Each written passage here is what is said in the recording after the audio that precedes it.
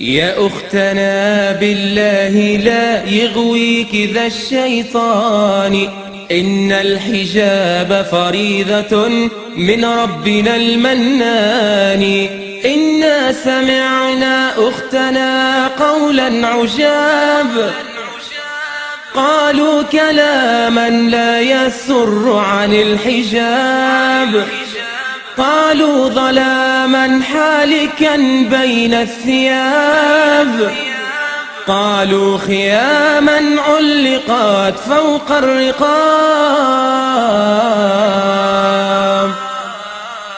نادوا بتحرير الفتاة وألفوا فيه الكتاب، رسموا طريقا للتبرج لا يضيعه الشباب.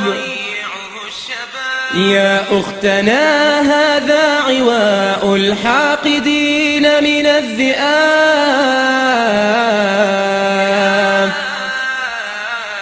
النار مثوى الظالمين لهم عقاب، والله يكشف ظلمهم يوم الحساب.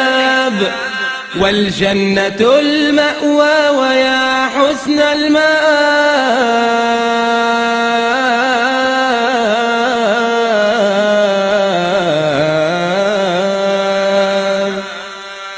يا نفس كف عن العصيان واكتسبي فعلا جميلا لعل الله